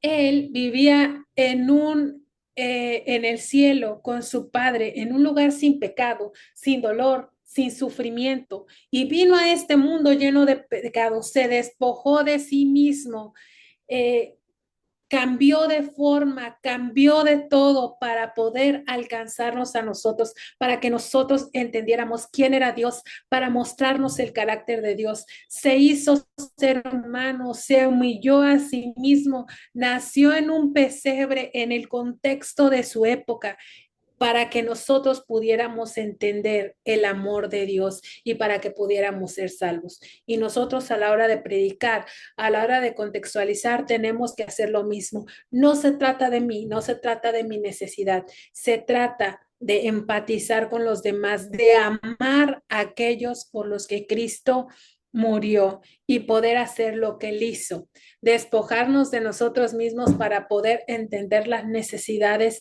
de otras personas y poder llevarles un mensaje. Hay muchas formas de contextualizar, hay muchas formas de dividir a las personas para poder llegarles al mensaje. Vamos a ver algunas de las formas en las que nosotros podemos dividir para poder entender y para poder llegarle un poquito mejor a las personas. Entonces, la primera es por medio pues, del sexo, hombres y mujeres. Definitivamente los hombres y las mujeres no sentimos igual, no percibimos igual. Y a lo mejor creo que me salí, ¿verdad? De la presentación. Creo que sí, ¿verdad? Dejaron de ver, dígame si dejaron de ver la presentación para que yo se las ponga No, yo aquí la nuevamente. veo. Dice sexo y tiene unas Ah, bueno. manos. Ah, muy bien, muy bien, muy bien, gracias. Entonces, primero, no es lo mismo hablar a hombres que a mujeres. La naturaleza de nosotros es completamente diferente. Tenemos necesidades, formas de pensamiento diferentes, aprendemos de forma diferente y tenemos también necesidades emocionales a medida de que pasa la vida completamente diferentes. Así que si yo voy a hablar, tengo que ver cuál es la mayoría de mi audiencia. Hay iglesias que son mayoría mujeres. Hay iglesias en las que hay muchos hombres y hay iglesias en las que están mitad y mitad. Y yo debo de incluir en mi sermón ejemplos y conexiones que ayuden a ambas personas a poder conectarse con el mensaje. Cuando yo, por ejemplo, voy a hablar de la fidelidad a Dios y tengo un grupo donde hay muchas hermanas que son amas de casa, hombres que trabajan fuera, le puedo decir, hermanas, en nuestro diario vivir, en la convivencia con nuestros hijos, en las tareas de nuestro hogar, a nuestros hermanos que están aquí, cuando tú vas a la oficina, cuando hablas con tu compañero de trabajo, conectándonos con ambos para que ellos puedan entender si te toca predicar. De pronto también hay hombres que les toca predicar a una audiencia de puras mujeres, intentar ver esas necesidades que las hermanas tienen en ese contexto para poder llenarlas. Ahora, va a ser también, hay eventos de puros hombres, pero también deberían ser adaptados los mensajes a ellos. Miren lo que voy a ver. Déjenme ver. Ahí está. Por ejemplo, también se puede hacer uno por estado civil o emocional. Vamos a decirlo así, porque a veces hay gente que no está en un estado civil en sí, pero está en un estado emocional. Hay sermones para solteros, sermones para casados, sermones para personas viudas, para divorciados, para madres solteras, solteros maduros, personas en duelo. ¿Cuánta necesidad tenemos de ayudar a las personas que han perdido un ser querido? A veces pensamos que eso solamente se hace dentro de el sermón de un funeral. Pero, por ejemplo, después de la pandemia, un gran número de personas perdió familiares. Hay iglesias en las que muchas veces se predica solo de familia, pero tenemos un buen número de madres solteras. Entonces es importante también atender las necesidades. El divorcio en sí es un duelo que se debe tratar y del que se debe hablar y que muchas veces en las iglesias por tabú pues no lo hacemos. Nuestros hermanos viudos y nuestras hermanas viudas también tienen esas necesidades. Los casados también hay que atenderlos, pero también los solteros, hablando de la soltería desde un punto de vista positivo, porque muchas veces solamente se estigmatiza al hermano, ay, ojalá ya encuentre pronto y salga de ese problemilla, y no decimos también los beneficios o la importancia de tener una soltería saludable. Entonces, también de estos temas se puede adaptar y se pueden seleccionar textos que ayuden a nuestros hermanos, ¿verdad? A poder llenar estas necesidades. Tenemos que entender que la iglesia no es una iglesia perfecta donde todos tenemos familias perfectas y estamos casados en matrimonios perfectos. Hay pruebas, hay sufrimientos, hay altibajos en las relaciones de pareja, hay solteros sufriendo, hay solteros felices, hay divorcios, hay gente que se vuelve a casar, hay madres solteras, hay solteros que han permanecido maduros en la iglesia y maduros ya por mucho tiempo y que quieren pareja, otros que no, pero todos estos necesitan también que se les predique el mensaje de una manera que ellos puedan llenar sus necesidades. Debemos de entender que el mensaje no se trata de predicar la palabra solo para mí, sino se trata también de poder llenar las necesidades de nuestra audiencia. Cuando la gente tenía hambre y vinieron a Jesús, Jesús dice que tomó esa pequeña comida del niño y la agradeció, repartió y fue de alimento para muchas personas. Tenemos que tomar lo que tenemos, ese sermón, ponerlo en las manos de Dios para que cuando el Señor lo use pueda servir de alimento emocional y espiritual para muchas personas dentro de la iglesia. También podemos contextualizar los mensajes de acuerdo a la edad. Es importante entender que hay iglesias que tienen muchos niños, a veces nos invitan a dar un sermón solo para niños, solo para la despedida de clubes o la inauguración de ellos, para los aventureros, los conquistadores, para un evento de jóvenes, un grupo de muchachos, un grupo pequeño de jóvenes, una federación, para igual jóvenes adultos, los adultos y para gente también de la tercera edad. Un día a mí me invitaron, era un día si no mal recuerdo, de la Juventud Adventista a una iglesia en Texas y me invitan a predicar y yo llevaba mi sermón, miren, muy juvenil y dinámico. Y cuando encuentro solo había un solo joven, el que me había invitado. Y cuando yo voy a la iglesia, eran puros hermanos de la tercera edad. Algunos de ellos sabían hablar español y otros ni español sabían hablar. Y imagínense cómo me sentí yo con mi sermón de jóvenes, hablando a la juventud. Si no había más que el muchacho que estaba ahí, me sentí completamente fuera de lugar. Entonces, a veces vamos a encontrar iglesias así, otras veces no, tenemos una iglesia mixta, pero hay días especiales donde hay para predicar a los niños y adolescentes, otra para los jóvenes, entonces es importante hacerlo. No se nos olvide las personas de la edad dorada. Las personas de la tercera edad también tienen necesidades emocionales, muchas tienen necesidad de compañía, están solos, ya en casa porque no, ya no está y ya a veces murió su pareja, otras veces están la pareja solo, sus hijos ya crecieron, hicieron su vida, están pasando por enfermedades, por problemas económicos. Entonces es bien importante también atender a estas personas en sus necesidades. Quiero hablarles un poquito de la oportunidad que existe en la ventana 414.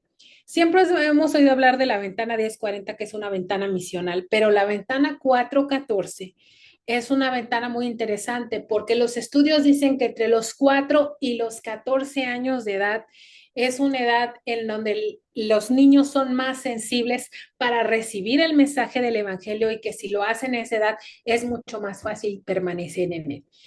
Yo, por testimonio personal, creo que sí. Yo me bauticé a los 9 años de edad, no sé si después lo hubiera hecho, pero lo que sí sé es que los niños a esa edad reciben con mucho gusto el llamado del Señor. No con esto quiero decir que el niño se va a bautizar a los 4 años, no, pero esa es una edad buena para empezar o para continuar en su camino cristiano hablándoles de Dios, entre los 4 y los 14 años.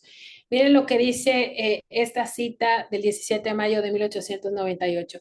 Los niños son la preciosa herencia de Dios y desde sus más tiernos años deben ser instruidos, disciplinados, entrenados a llevar las cargas de la vida. Y es importante, hermanos, que nosotros dediquemos a hacer sermones para ellos. A veces decimos, el día del ministerio infantil, pues que predica ahí cualquier niño, o predica cualquier cosa, porque con tal que eso es para niños. No, es una preciosa edad en la que los niños deben ser instruidos, disciplinados, dice aquí, y entrenados para aprender a realizar los trabajos de la iglesia y de la vida. Y es importante que nosotros entendamos que ese niño que ahorita tiene 14 años, que a la vuelta de 4 años más va a ser un joven de 18 años, si nosotros no tomamos el tiempo y el interés de instruirlo en la infancia, posiblemente cuando sea un joven y nosotros queramos ahora sí instruirlo, él se aleje de la iglesia. Entonces, la ventana 414 es una valiosísima oportunidad. No pierda la oportunidad en sus iglesias de ministrar a los niños, de predicarles a ellos, de hacer programas para ellos, porque en ellos se encuentra el presente, diría yo, y el futuro del liderazgo de la iglesia. Así que en esta ventana de edad, ellos también son importantes. Miren, esta frase que está hecha para los jóvenes, esperamos que el interés de nuestros jóvenes los induzca a estudiar con cuidado todos los mensajes enviados a la iglesia remanente mediante el espíritu de profecía. A veces igual creemos que nuestros jóvenes vamos a hacerles cualquier sermón a ellos, cualquier cosita que habla ahí.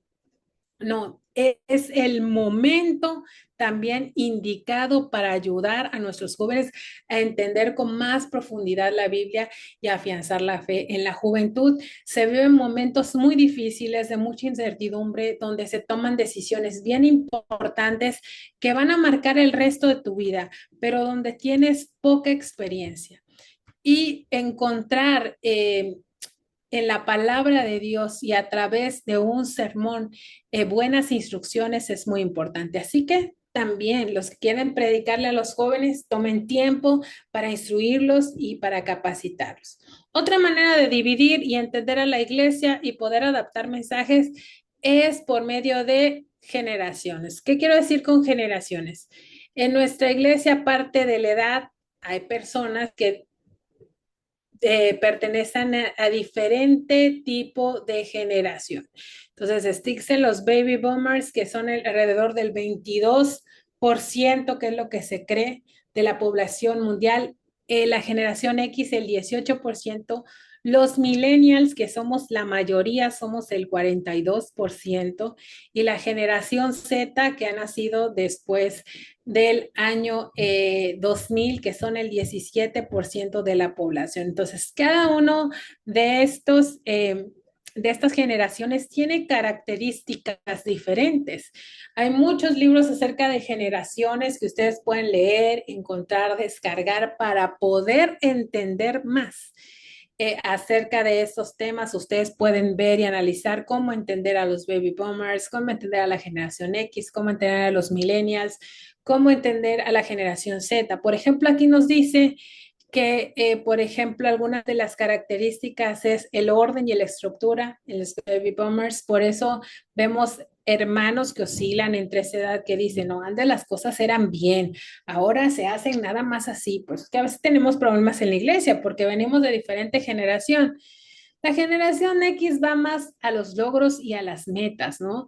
Fue una generación cuando era importante, es importante tener esa carrera profesional, hacerlo, tener ese auto, tener esa casa. Estaban focalizados en eso, pero por ejemplo, los millennials ya tienen más que ver con la socialización, el disfrute, tomar decisiones inmediatas. Es diferente las características, igual la generación Z.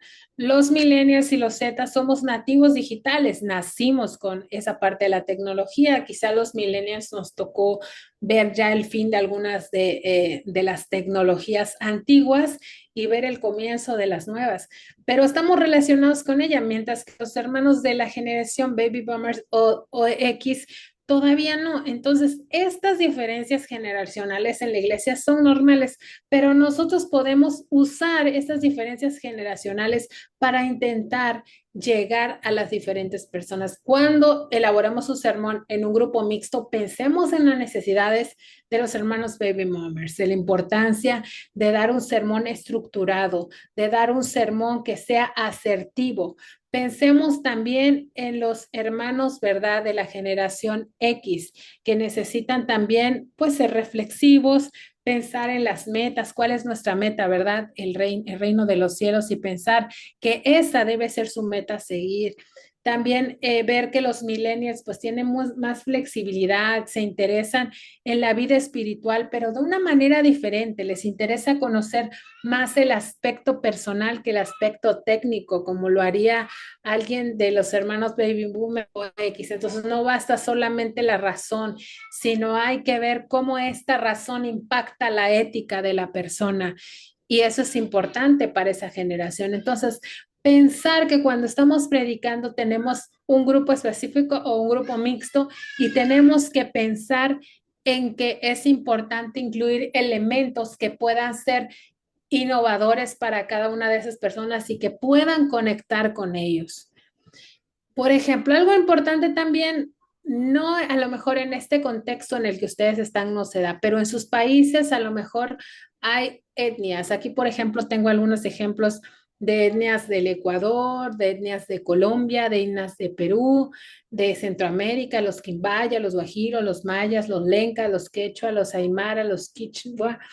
Estas etnias, cuando nosotros predicamos a personas de estos grupos étnicos, debemos de entender que las personas que provienen de grupos étnicos tienen una cosmovisión de vida totalmente diferente que las personas que pertenecen a la cultura occidental. O sea, ellos piensan, sienten y viven diferente.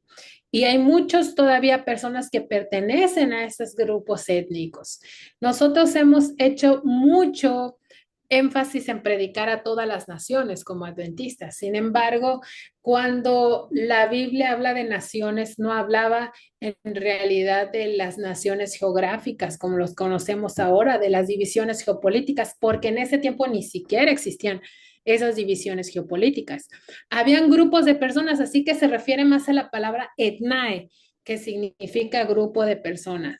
En el mundo existen más de 17,000 grupos de personas, de los cuales 6,738 son grupos de personas no alcanzados. Es decir, dentro de un país, por ejemplo, me parece que en Colombia hay más de 80 grupos de personas reconocidas, de etnias. En Perú creo me parece 55.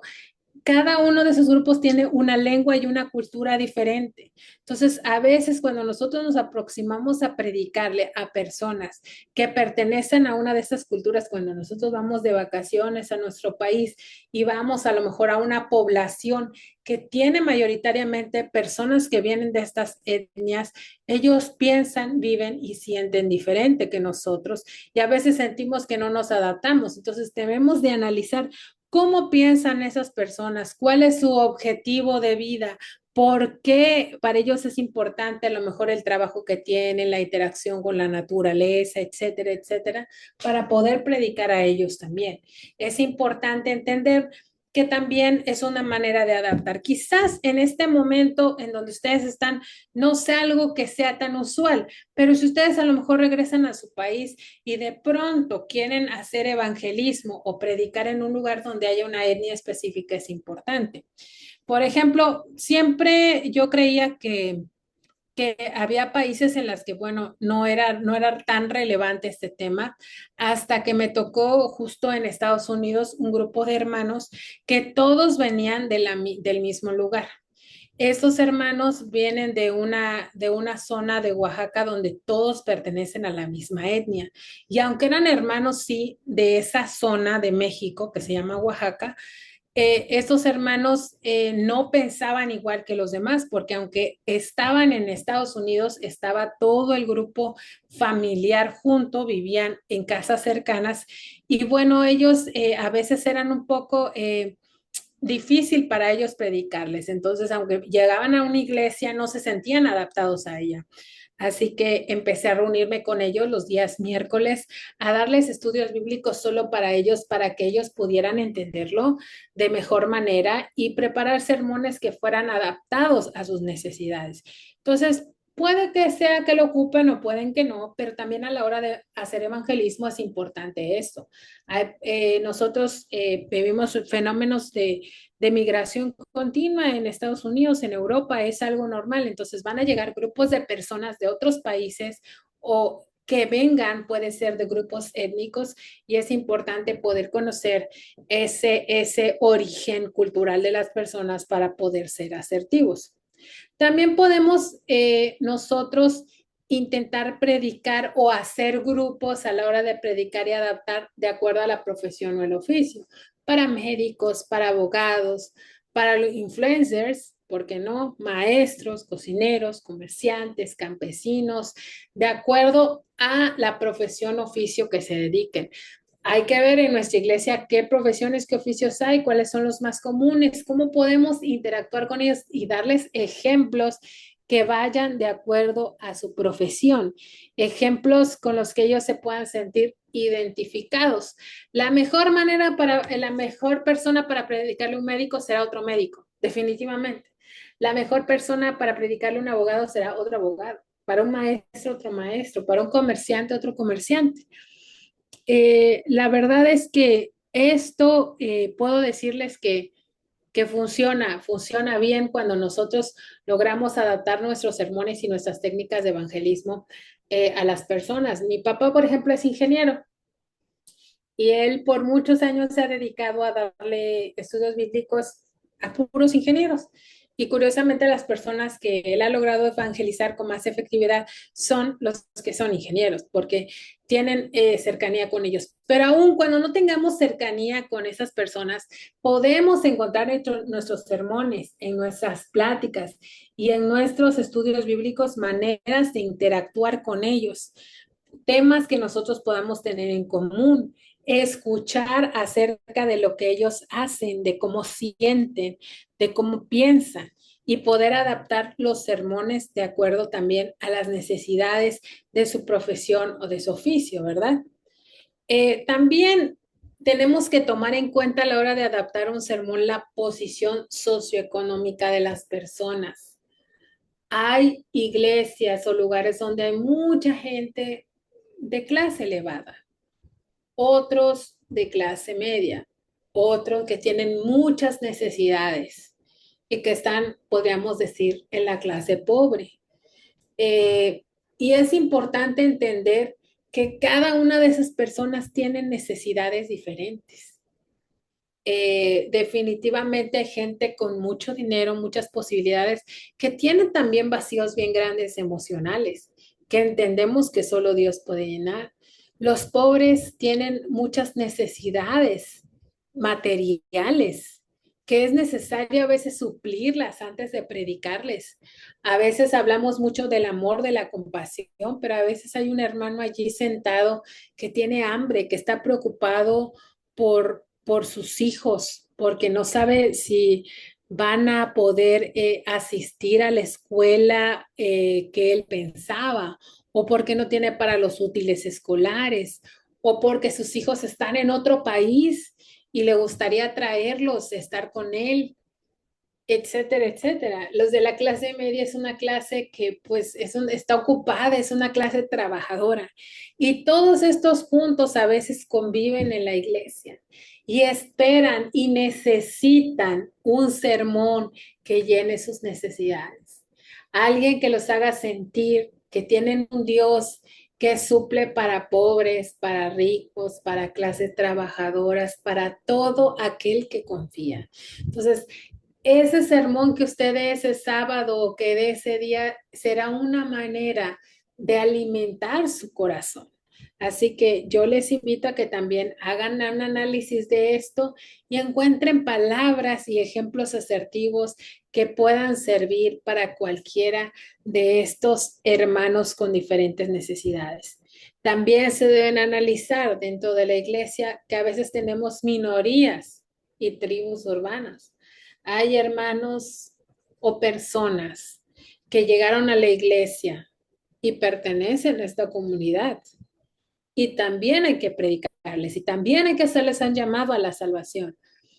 Otros que son pandilleros o gangueros, como dicen en nuestro país, no sé cómo le digan en su lugar de origen, migrantes. Muchos de nosotros somos migrantes y estamos de migrantes en otro país y tenemos necesidades, necesidad de seguridad, necesidad de pertenencia. Porque aunque estamos aquí a veces en países que no son los nuestros, necesitamos también convivir con gente que se parece a nosotros, que siente como nosotros, que vive como nosotros. También hay personas que están exiliadas por situaciones políticas, por situaciones específicas de su país, que han sido víctimas de la violencia, víctimas de las pandillas y necesitamos llenar sus necesidades. Hay hermanos, hermanas que se han dedicado también a la prostitución, otros que han quedado en situación de calle. La gente necesita entender en nuestros sermones que Dios es el Dios del indigente, es el Dios del exiliado, es el Dios del migrante, es el Dios de la prostituta, es el Dios de todos aquellos que lo aman y le buscan. Y que al Señor no le interesa nuestro pasado, sino las decisiones que empecemos a tomar desde ahora. Que Él no nos mira como lo que somos, sino lo que podemos llegar a ser. Y es importante escribir mensajes también para esas personas, porque a veces damos por sentado que todos los que están en la iglesia son perfectos, están salvos y ya lo que necesitan es aprender teología profunda y profecía profunda porque todos lo saben todo. No, porque en nuestras iglesias también hay minorías, hay gente que necesita escuchar el mensaje esencial del evangelio. Y también, obviamente, hay mensajes que son otro tipo de platillo espiritual que también los necesita la iglesia, pero no debemos nunca de olvidarnos de esta necesidad.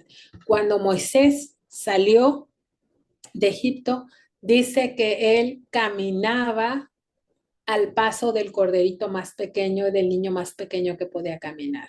Si él hubiese caminado al paso de los hombres más fuertes, hubiera dejado a muchas personas atrás. Entonces es importante entender también esto. A la hora de predicar, tome en cuenta a estas personas. También es importante entender que las personas tenemos formas de aprendizaje. Y entonces, estas formas de aprendizaje pueden tener un impacto en nuestra manera de percibir el sermón.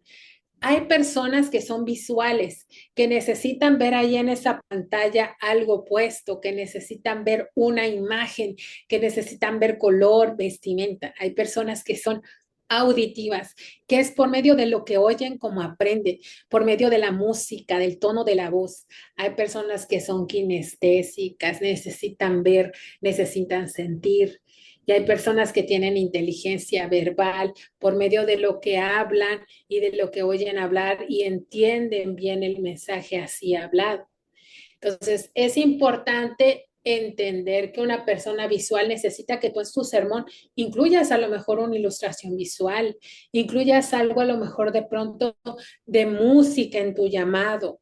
Para el kinestésico va a ser importante el hacer algo, el levantarse al llamado, en saludar al hermano que está al lado, en poder sentir, palpar, porque él necesita sentirlo de esa manera. Entonces, es importante que en nuestro sermón entendamos que como las personas aprendemos de diferente manera, si nosotros incluimos elementos diferentes, podremos llegar a más número de personas en un grupo mixto. Entonces, poner diferentes cosas que nos puedan ayudar a todos, tanto al que es visual como al que es auditivo, como al que es kinestésico, que es por medio de lo que siente, ¿verdad? Entonces tenemos también tipos de inteligencia. Fíjense, estos son modelos.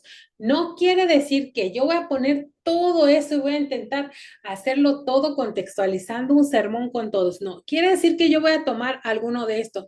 Voy a hacer mi sermón pensando en la edad, o voy a hacer en los tipos de inteligencia, lo voy a hacer en las necesidades de las personas de las minorías. Lo voy a hacer así para yo poder adaptar, ¿entienden? Para que no ustedes piensen ahorita, ¿y cómo yo voy a hacer para poner todo eso en un sermón? No.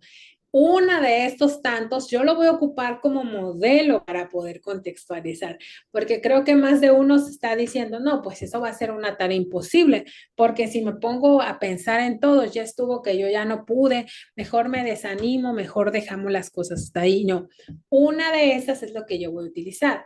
Entonces, otras por medio de los tipos de inteligencia. Hay personas que dicen que son visuales espaciales, con buenos para visualizar, recrear, manipular espacios mentalmente. Hay personas que son naturalistas, entienden por la naturaleza, detectan distinciones, clasifican especies. Por ejemplo, a esas personas les gusta mucho que tú en tu sermón incluyas a lo mejor la ilustración que tiene que ver con un animal, con alguna flor, con alguna planta, de algo que nos interese la naturaleza. Existen personas intrapersonales que son buenas para comprender emociones, sentimientos, pensamientos, y a esas personas les gusta que tú le hables al corazón, que le puedas hacer reflexionar, entender y poder sentir el mensaje. Hay personas que son racionales, lógicas, matemáticas, y entonces les gusta más un sermón donde tú les expliques las razones por esto, esto y esto, y de manera lógica. Entonces, esas personas van a apreciar mucho un sermón temático. Existen personas existenciales que les gustan las respuestas filosóficas, pero ¿quién es Dios? ¿Pero cuál es su naturaleza? ¿Pero por qué nos creó? ¿Con qué propósito fuimos creados? Son personas que les interesan ese tipo de preguntas. El interpersonal le interesa sentir empatía, captar emociones y los motivos de los demás.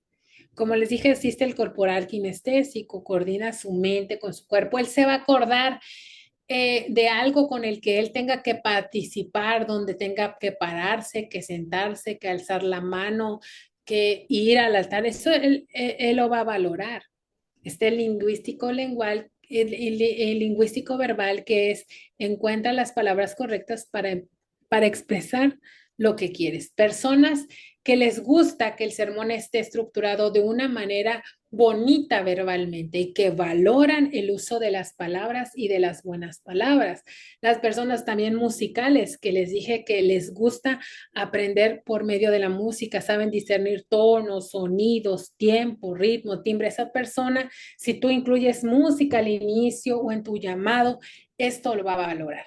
Entonces, lo que nosotros vamos a hacer después de seleccionar este texto, tener esa estructura, es lograr ya sea adaptar ese mensaje a las necesidades de las personas y a través de la introducción, el cuerpo, la conclusión, incluir algunos de estos elementos que ayuden a las personas a entender.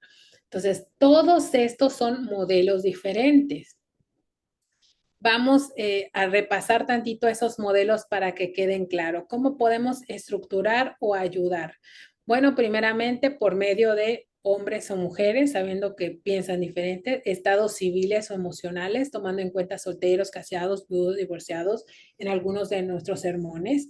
Por edad, si el sermón es para niños, adolescentes, jóvenes, etcétera, etcétera. Hablamos de la importancia de esta ventana por generaciones, sabiendo que cada generación piensa, siente y se manifiesta diferente. También por medio de las etnias, si estamos en un lugar donde hay diferencias étnicas y culturales, tomarlas en cuenta a la hora de presentar nuestros sermones. Y por supuesto también viendo profesiones, oficios, ¿verdad? De acuerdo a las personas a las que yo voy a hablar. También vimos por posición socioeconómica. Cualquiera de todas estas cosas puede ser utilizada como modelos y parámetros para adaptar nuestro mensaje. Minorías y tribus urbanas, ya vimos, formas de aprendizaje y tipos de inteligencia. Miren, aquí yo tengo un formato. Este es un formato de bosquejo de sermón. En este bosquejo nosotros tenemos título, contexto, propósito, texto clave, introducción, cuerpo, conclusión y llamado. Yo les recomiendo que cuando ustedes inicien, tienen que iniciar con dos cosas importantes: el propósito y luego el contexto. Aunque el propósito esté en tercer lugar, deben iniciar por él. Es decir, ¿cuál es la razón por la que yo escribí y a dónde quiero llegar con este sermón? Por ejemplo, este sermón tiene el propósito, de ayudar a las personas a comprender mejor el tema de la mayordomía cristiana o el tema del uso de los diezmos. Este sermón tiene como propósito ayudar a los jóvenes a tomar decisiones en su elección de pareja. Este sermón tiene como propósito ayudar a reflexionar en el papel de las madres cristianas. ¿Cuál es el propósito? ¿A cuál es el fin al que yo quiero llegar con este sermón? Y en segundo lugar, yo voy a analizar el contexto. Bien, este es el propósito que yo tengo. Ahora voy a analizar. Este sermón lo voy a dar en la iglesia, no sé, cualquier nombre de iglesia que se les ocurra, bueno, o en la iglesia en la que los van a dar. Dice, en la iglesia sultana de tal, bueno, pone el nombre de la iglesia. Esta iglesia tiene 200 miembros, de los cuales la mayoría son jóvenes, o el contexto es que este sermón es para un funeral de una hermana ya mayor, que sus hijos no son adventistas. Mi propósito va a ser que ellos conozcan el evangelio y la fe de su madre en este sermón, y entonces ustedes empiezan a estructurar. Teniendo el propósito y el contexto, entonces yo voy a buscar un texto clave, que es bien importante.